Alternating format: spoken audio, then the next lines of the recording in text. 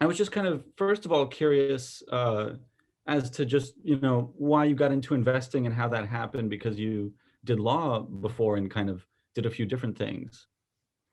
Yeah, I was a financial analyst before I was a lawyer, and then I moved on to being the COO of a company, and then started investing after that. But when I was a lawyer, I did work for Founders Fund as their general counsel, and so that's sort of how I got really the interest and experience, sort of seeing startups and seeing great investors. Founders Fund has done so exceptionally well with their first few funds.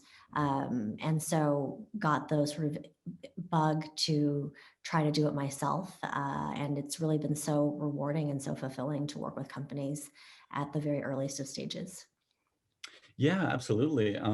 And so you're kind of placing a focus on FamTech right now. I was wondering, kind of just to hear a little more about that, and kind of the industry, and your take on it, and also just kind of the companies that you're the most excited about. Absolutely. I mean, this year has been so crazy, right? Just the last 12 months. And one thing that has really struck me about it is how I feel like the entire year has been the year of the family. You had children move back in with their parents. You have kids that are doing distance learning from home, elderly people who, my own aging parents, right, who you may not feel comfortable anymore having at nursing homes, moving in with their children. And I don't know about you, Ivan, but I've been spending so much more time with my own family than I ever thought possible. And I've learned a lot about my kids, and my husband and myself. And I think it was a gift of COVID that I was able to do that. But what I realize is that everyone else around the country is having a similar experience. And for me, I'm in the lucky position of having a checkbook where I can think about what are the problems that families have? How do we strengthen as a country? How does technology help strengthen that core of, the fabric of our society, the family, and what should exist? And so there's so many different facets of that. The first, being sort of childcare, right? Most of us prior to COVID had school and its childcare role on top of the education role, and how those systems can be improved with technology and transformed. And so there's a company I invested in called Kinside, and what they do is they work through employers to match children with high quality, affordable childcare.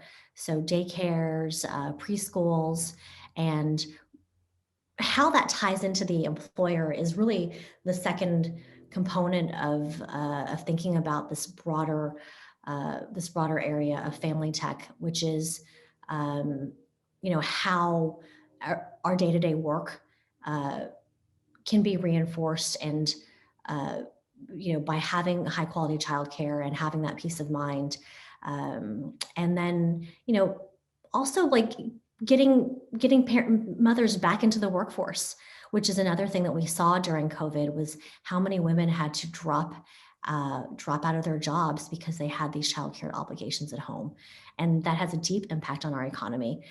If we have high unemployment, the economy's productivity is suffering.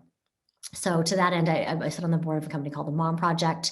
Has almost 500,000 moms. There are some guys too, so I think it's about 6% dads or men on the site who would love to find work that allows them to take care of their family obligations, but also be productive members, and mentally stimulated, and find engaging work.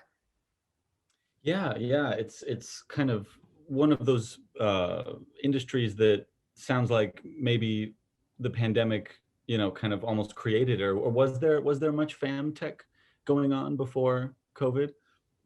I think there's always I'm always looking for sectors that are, underappreciated, underserved, that are where there's opportunities, right? And so, I think adding these areas of interest together and putting it under like a FamTech header might be a little bit more novel. And but certainly there are companies that are supporting education. There have always been companies that are educating students in different ways. Zoom, I think, became an education company, for example, that it's always been around, and there's many different applications for its technology. And so we do think a lot about sort of, elder care, children, working parents, and even, non-working parents, and the stresses that you might have just sort of organizing, domestic responsibilities, right? Just sort of that day-to-day of meal planning, or grocery ordering, or paying bills. The little things, yeah. Yeah. Yeah, absolutely. I guess that kind of brings me to, another question about kind of problems out there. You've kind of, I saw like recently you wrote about like a potential just startup idea of a problem that you see in a possible solution. Are there, what startup are you kind of waiting for to come around to solve like any pet peeve you have or any specific problem you see?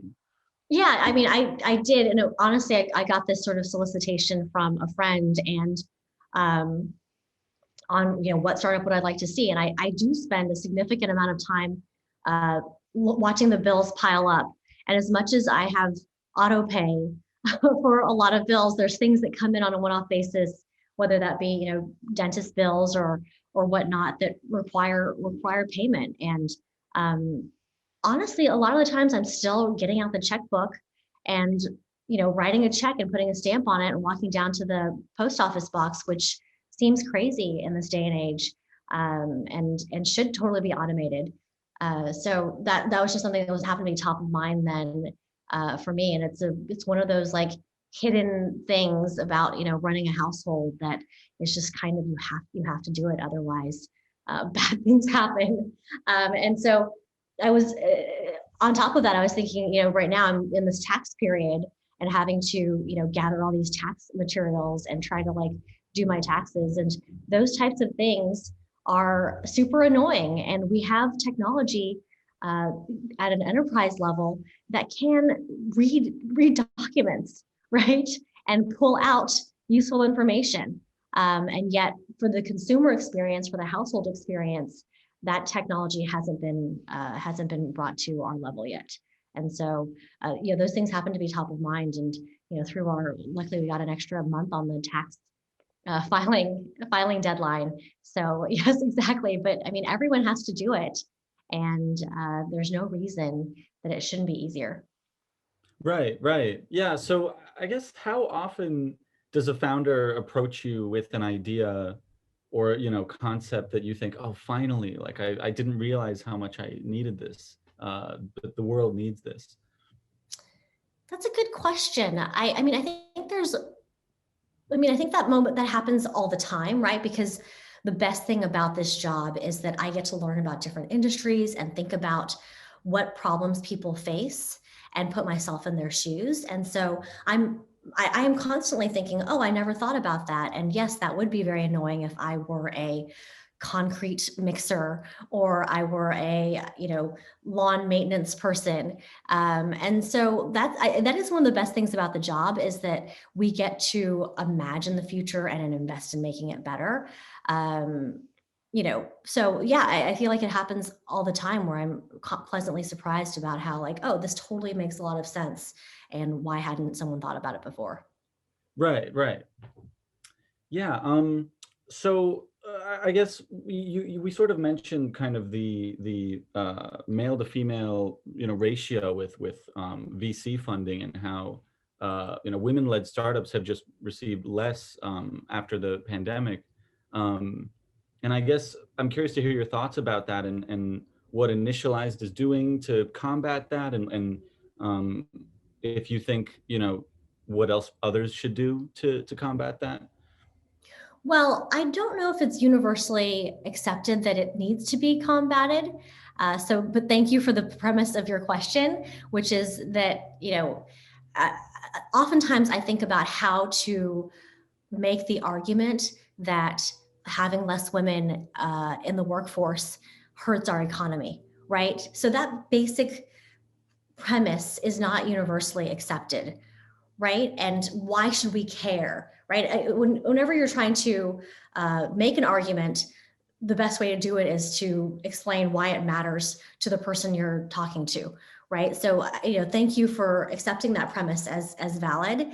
And for me, I think one of the best arguments to make in favor of it is that there is so much value creation to be had, and I think it's an opportunity to be looking where people are not looking, and looking at founders or areas that are not sort of this the standard dev tools or security companies or things that there are a lot of people poking around on. And so I think it's an opportunity. Why it's the case, there are some theories. Probably the most prominent theory is that there's just not that many women VCs, right? And completely understandable to invest in areas that you understand, want to invest in founders that you can relate to and problems that you can relate to. And I don't think there's anything wrong with that. That's the approach everyone takes to a lot of things in life, which is doing what feels comfortable to them and that they can understand.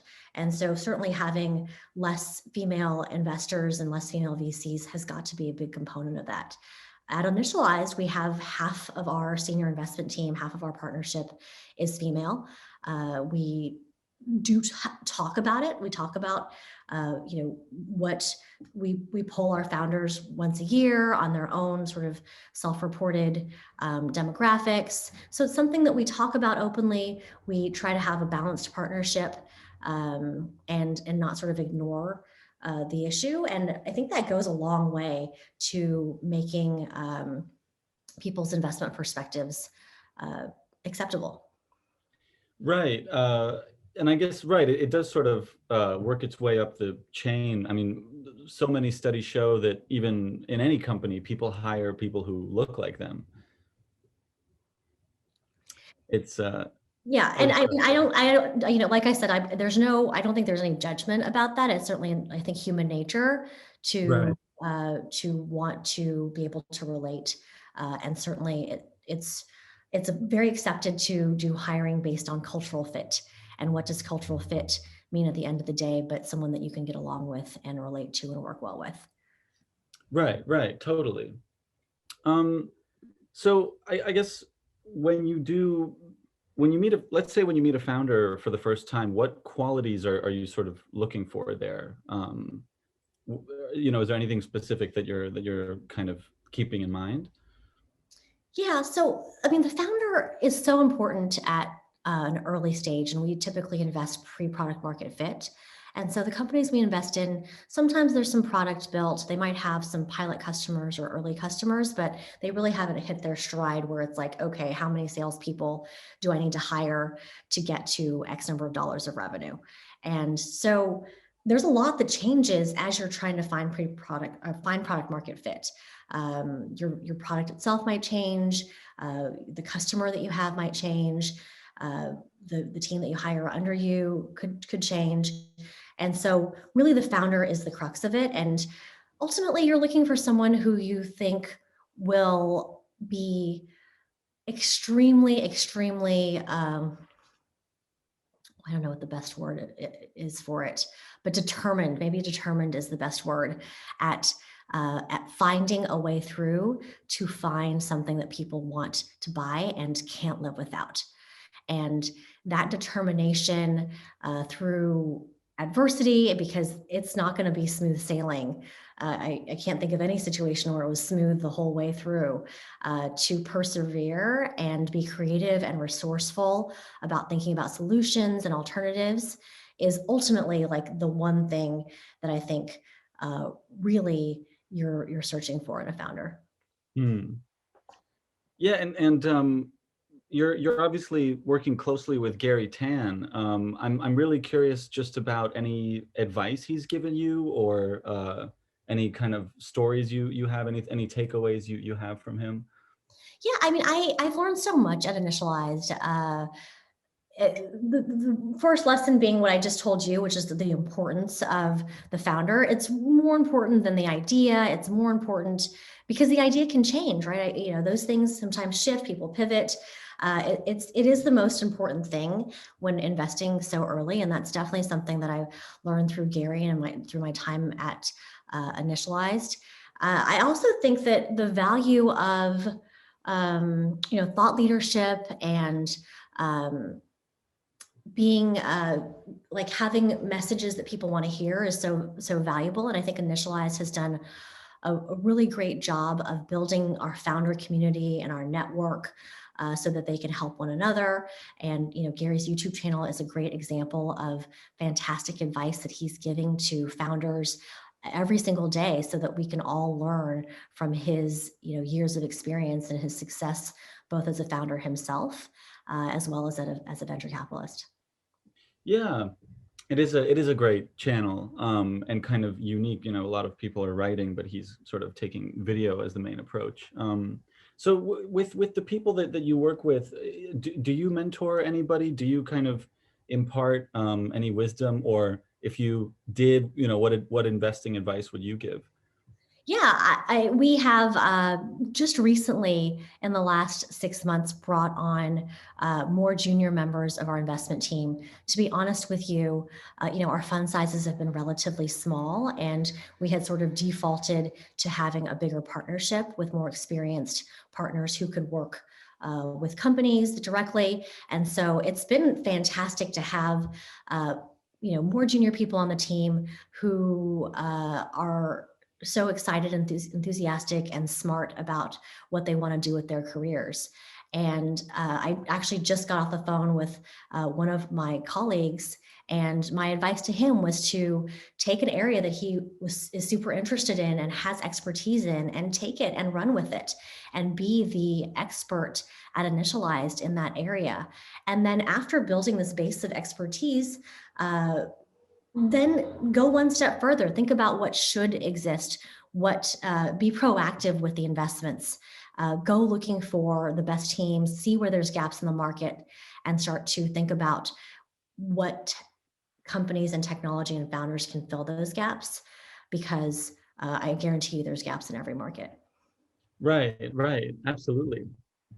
Um, so I know that you've also worked with Peter Thiel in the past, and he was recently talking about Bitcoin being a sort of a Chinese government vehicle or something. I was curious about your thoughts on that, or kind of what your take is on his comment. I'm honestly not familiar with that comment. I mean, Peter, I worked with him over 10 years ago. Brilliant guy. I actually met him in undergrad when we were both at Stanford. He was in law school, and have much admired his, philosophy, and been able to see it up close in terms of thinking about things in a contrarian way. Certainly what you've suggested to me sounds very contrarian, but I'm not well versed enough to know whether or not it's actually true, or the basis of that comment. Yeah, sorry for not quite having it on hand and kind of giving a good example of it. It just sort of was in the news this week. But yeah, probably feel free to kind of look at that. And I'll definitely take a second look at it myself. So I guess in that case, maybe let me sort of reframe that a bit. Is there any sort of advice that you kind of carry with you from him, like that contrarian view, maybe? Yeah, I mean, I think, sort of my philosophy on trying to look where other people are not looking in terms of deals, whether that be geographically or sector wise or founders, or even target audience wise, is very contrarian, right? I mean, there's a lot of people who are looking in particular areas, and that's never been sort of my sweet spot. I've never wanted to run to where everyone else is and say like, oh, can I get a piece of that? Like, I would rather try to find opportunities that are less, that are more hidden gems. For example, I was just thinking about and talking to a fellow VC yesterday about, now that people see the light at the end of the tunnel, at least in the US, I know that there are some Asian countries that have like 3% vaccination rates. What types of businesses that were hard hit by COVID are going to be able to bounce back, that we know are resilient? And so, for example, with Kinside, we know that childcare is not going to go away. Temporarily, yes, you might, like have to have your child at home doing distance learning. And since you can work from home, or, preschools might be closed down temporarily, they took a big hit. But, like there's no chance that there's not going to be a need for, high quality, affordable childcare going forward. Similarly, I'm invested in a company called SkySelect that does aircraft, provides purchasing and sourcing, and is a marketplace for aircraft parts. And I don't think that there's any chance that people are going to stop traveling. I'm watching Twitter just like everyone else, and people are very excited about, like, I booked my first flight in a year. Like I talk to people all the time that are like, yesterday a guy was like, I'm in Honolulu right now. Like people are going to travel again. And so yes, it may be a slower recovery. It might be more domestic first before international, but there are industries that we know are coming back and are very, very durable. And so I'm starting to think about that a little bit more, which is, now that there is a light at the end of the tunnel, can we still get, reasonable valuations and find that talent now? Because now is the time to start building for when we come out of this. Right. And it sounds like, a fair amount of these startups kind of came as a result of the pandemic, or at least during the pandemic, and these conditions were kind of really well suited for them. But right, so there must be a couple where you don't need to have the conversation of how are we going to pivot when this is over, and I'm sure there's somewhere where you do, right? Yeah, I think you're raising a very interesting point, which is all the things that were hot last year and that are hot right now. What does this mean for them if things return back to, quote unquote normal, right? Is it still going to be like, what's going to happen to the Zoom stock price? What's happening to all these video event platforms? What's happening to all of these online educational tools? And certainly there's going to be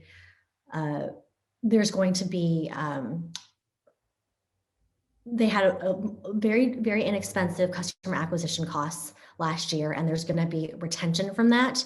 But I don't think we know the degree yet.